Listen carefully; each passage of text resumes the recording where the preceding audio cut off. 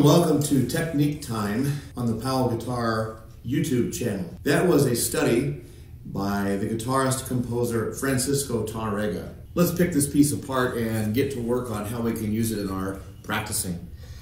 I think it's important to understand right away, and it will probably help anybody who's learning how to play this piece to understand that this is really not a standalone piece of music. It's a scale exercise that the composer wrote. And I think it's important to make that distinction. So really, it's a scale in the key of E major. There is one, you can count it, one chromatic pitch in the entire business. And that's going to be in measure 22. It's in A sharp.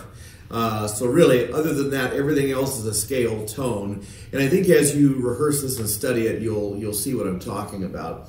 So to begin with, I would number all the measures. If you go to the download link, you'll find out that that's done for you. If you're working off of your own score that you already had or something like that, you can number them. I think that's really important to do that. I've mentioned that on previous videos to do the measure numbers so we all know what we're talking about. So I would actually, in this 24 measure piece, I would actually begin at measure 12. I would not start at measure 1. And I would start at measure 12 because that is very sincerely just the scale going up. So we're in the key of E. That means we've got 4 sharps, F sharp, C sharp, G sharp, and D sharp. And so as we play, it's, this is the scale fingering. There's your octave. You contract and go to the 2nd fret. So that whole thing uninterrupted will be here like this. And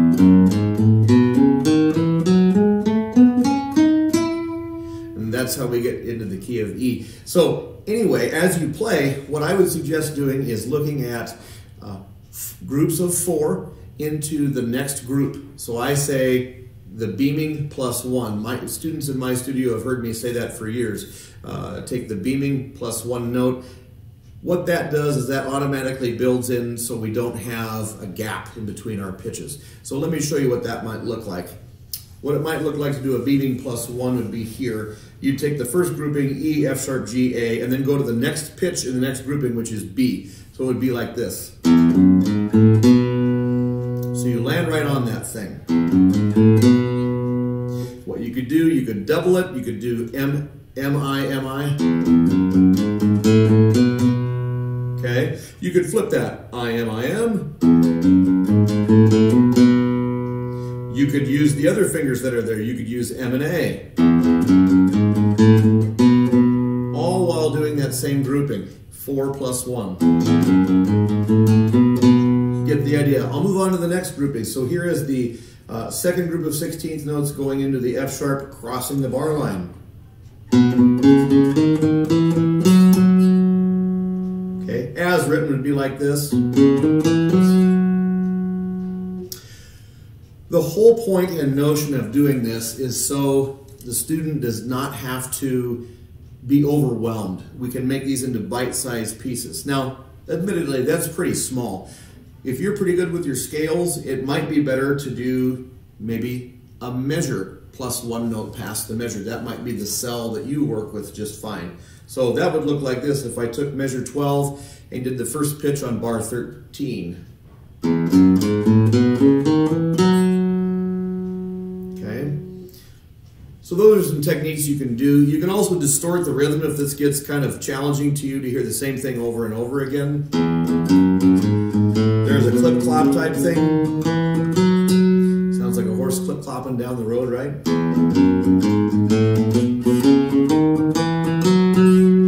Don't forget also, you can, and I'm borrowing this from the Segovia scales, you could take different fingerings.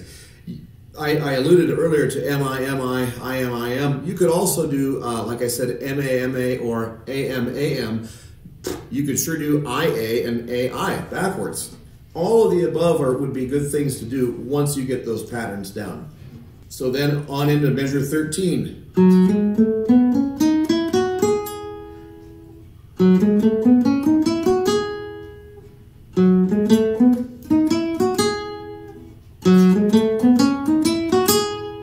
So on and so forth. In the B section here, we've got some shifting that I think is really important to get down quite well. and clean. This piece does not work if your shifting doesn't work, so you got to identify what you're doing. In measure 14, we're going to be going from second position to fourth position, and that needs to be rehearsed. I think it's important to be on the tip of the finger and get right to the next place. So that can be rehearsed over and over again. The next place that's going to happen is in measure 15. You're going to go from position 4, finger 4, so that fret 7, and then you go to position 9. Now, one pitfall that can happen in doing that much of a shift is we can be klutzy sometimes with regard to playing on the 3rd string. So we can pull things sharp, and then we wonder why our strings don't play in tune, we wonder why our guitar doesn't play in tune, and really, it's you that does it. So make sure that your pressure, on the fret 7, make sure that your pressure comes straight in, and we're perpendicular force towards the fretboard. That way you'll play in tune.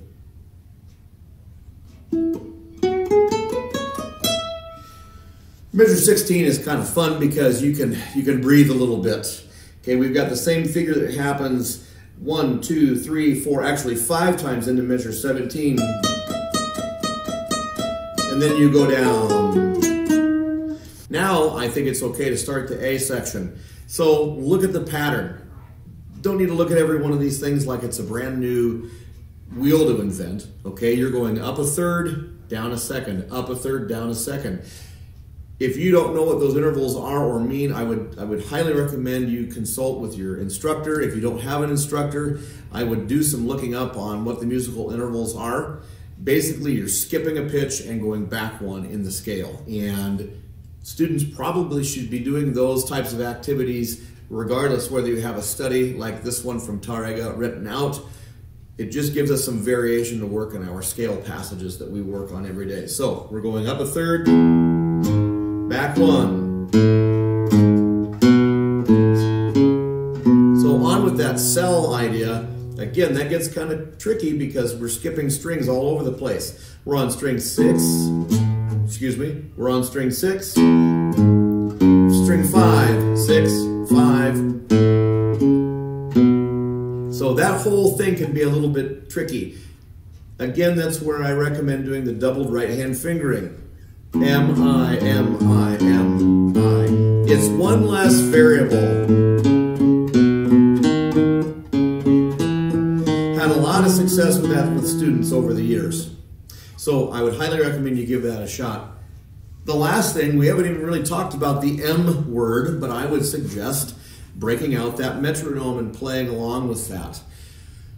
I'm not going to be having a metronome discussion inside of this video, but I will drop a link to one of my former students, Stephen Kennedy, who has a fabulous video done on using the metronome and subdividing beats and all that, and that would pertain very, very wonderfully to this exercise. So all I would say is, let's set the metronome to can't screw it up speed, and typically if you take your lowest subdivision, that's going to be the 16th note, and turn that to 60 beats a minute, that is, for most situations, that's going to be can't screw it up speed. And if you need to go slower, just click it down. Either take that dial and turn it to your left, or with your phone tap down, and that'll get you on your way. So the main thing is nice and steady.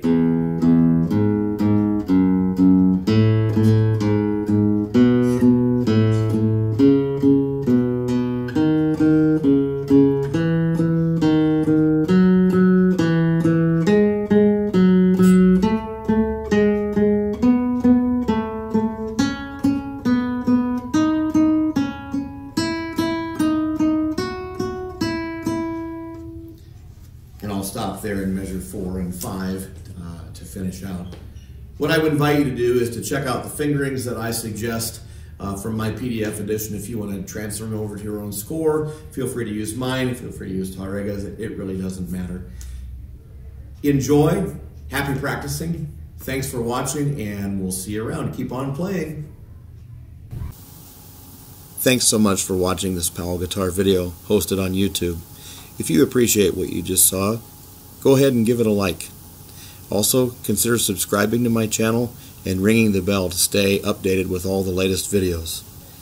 Check out my other social media presence located on Facebook, Twitter, Instagram, and of course YouTube.